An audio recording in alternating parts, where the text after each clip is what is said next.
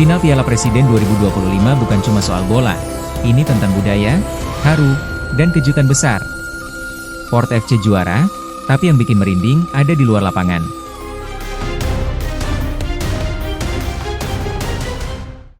Yang menang memang Port FC, tapi sorotan terbesar justru tertuju pada mereka yang kalah. Oxford United. Bukan karena kekalahan mereka di final Piala Presiden 2025, tapi karena sambutan rakyat Indonesia, budaya yang mereka alami, dan pengalaman yang tidak bisa mereka beli. Salah satu momen paling berkesan, dan bikin haru, adalah ketika pelatih Oxford United berdiri terpaku menyaksikan pertunjukan angklung di acara penutupan. Suara angklung bergema, dan kamera menangkap ekspresi pelatih yang jelas-jelas takjub. Diam. Fokus. Matanya mengamati, seakan tak mau kehilangan satupun detik dari harmoni nada tradisional Sunda itu. Kita sering berpikir bahwa yang akan dibawa pulang oleh klub luar negeri dari turnamen adalah trofi. Tapi bagi Oxford, mereka membawa pulang pengalaman budaya yang luar biasa. Dari mulai saat mereka tiba, disambut di gedung sate, hingga momen-momen tak terduga saat mereka diarak pakai tradisi sisingaan. Ya, tradisi khas Subang dan Purwakarta itu kini menjadi pengalaman hidup yang membekas bagi para pemain dan ofisial Oxford. Bayangkan, klub dari Inggris, negara yang sepak bolanya jadi acuan dunia, naik tandu tradisional ala pejuang Sunda. Mereka duduk di atas sisingaan, diiringi musik tradisional, tarian, dan ribuan warga yang bersorak. Tidak ada yang menyangka bahwa klub sebesar Oxford akan merasakan momen sebegitu merakyat dan emosional. Bahkan, pelatih Oxford sempat menunduk dengan mata berkaca-kaca. Sebuah penghormatan yang tidak mereka temui di negara lain.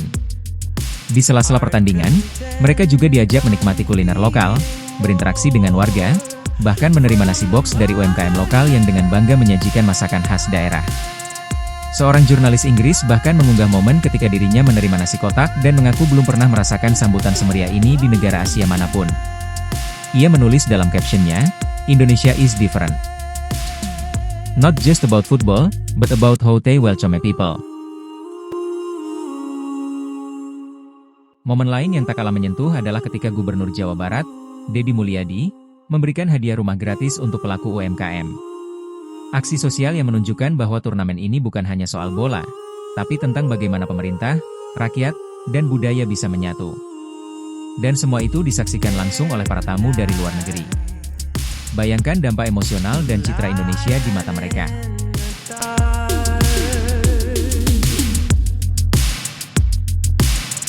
Oxford memang kalah telak di lapangan. Tapi mereka pulang dengan hati yang penuh. Mereka disambut, dihargai, bahkan dipeluk secara budaya. Dan itu jauh lebih mahal dari sekadar trofi. Pelatih Oxford dalam wawancara pasca final tidak berbicara banyak soal pertandingan. Ia justru memuji atmosfer, sambutan hangat, dan betapa ia tidak menyangka bahwa Indonesia sedemikian indah dan berbudaya. "Saya datang untuk sepak bola, tapi saya pulang membawa pelajaran hidup," katanya. Kita pun bangga bahwa lewat sepak bola, kita bisa menunjukkan jati diri bangsa. Bukan hanya lewat teknik dan strategi, tapi lewat angklung, sisingaan, dan hati rakyat. Inilah kenapa Piala Presiden 2025 begitu berbeda. Karena kita tidak hanya menghadirkan pertandingan, tapi menghadirkan pengalaman. Konten seperti inilah yang bikin bangga jadi orang Indonesia. Di saat dunia mulai seragam, kita masih punya warisan yang bisa dibanggakan. Dan yang lebih hebat, kita tidak menyombongkan budaya itu, tapi kita berbagi, kita sambut, dan kita buat mereka jatuh cinta. Jadi, buat kamu yang kemarin nonton langsung atau lihat dari siaran di Indosiar, coba tanya diri sendiri, apa yang paling bikin kamu bangga?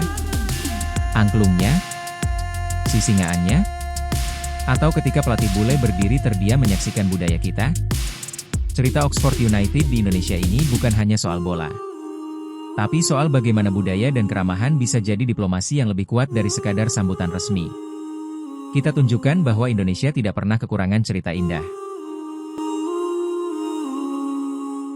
Kemenangan Port FC memang jadi catatan sejarah. Tapi atmosfer damai, aman, dan meriah yang terjadi di stadion dan luar stadion mungkin adalah juara yang sesungguhnya. Ini menjadi pelajaran bahwa sepak bola tak hanya soal siapa yang menang, tapi soal siapa yang bisa menyatukan.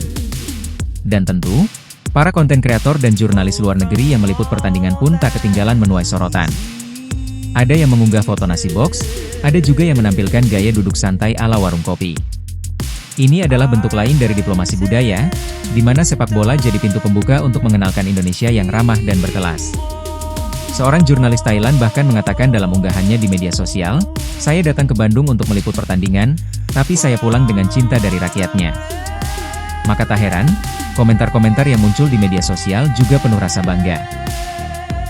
Bukan hanya karena Port FC menang, tapi karena atmosfer final ini membuat banyak orang merasa, ini adalah kemenangan kita semua. Ada yang menulis, sedih, bangga, campur aduk lihatnya. Ada juga yang berkomentar dengan gaya lebih santai, tapi penuh makna. Bikin panas gubernur tetangga.